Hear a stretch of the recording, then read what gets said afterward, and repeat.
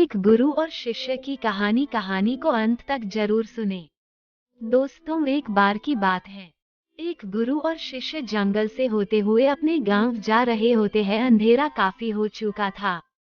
शिष्य ने अपने गुरु से कहा कि गुरु की काफी रात हो चुकी है, अगर आप कहे तो आज की रात यही आसपास के किसी गांव में गुजार ले।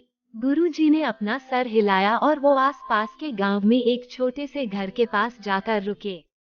अब जैसे ही वहां गए तो गुरु जी के शिष्य ने दरवाजा ठकठकाया। उस घर से एक गरीब आदमी बाहर आया तो गुरु जी ने बोला, हम अपने गांव जा रहे थे, लेकिन काफी रात होने के वजह से हमने इसी गांव में रुकने को सोचा। क्या हम आज रात आपके यहाँ रुक सकते हैं?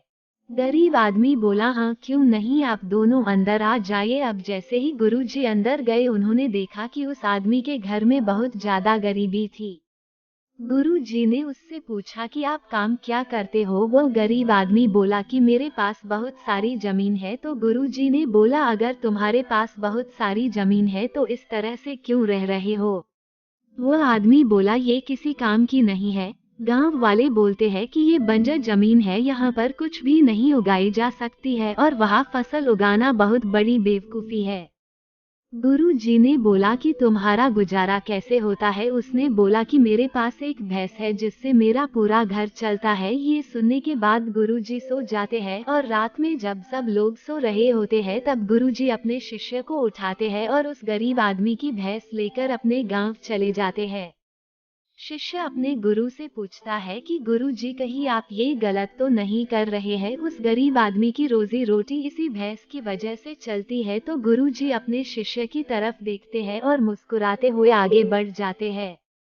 उस बात को तकरीबन 10 साल गुजर जाती है और जो गुरु का शिष्य था वह बहुत बड़ा गुरु बन चुका था। तो एक दिन उन्हें उस गरीब आदमी की याद आती है कि मेरे गुरु ने उस आदमी के साथ अच्छा नहीं किया था, मुझे एक बार चलकर देखना चाहिए कि वह आदमी अब किस परिस्थिति में है।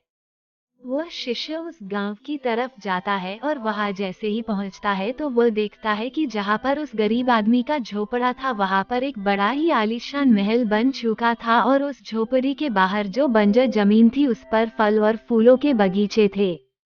तभी उधर से उस घर का उसे पहचान लेता है और उस आदमी को बोलता है, तुमने मुझे पहचाना? मैं अपने गुरु जी के साथ आया था, हमने एक रात के लिए आपके यहाँ रुके भी थे।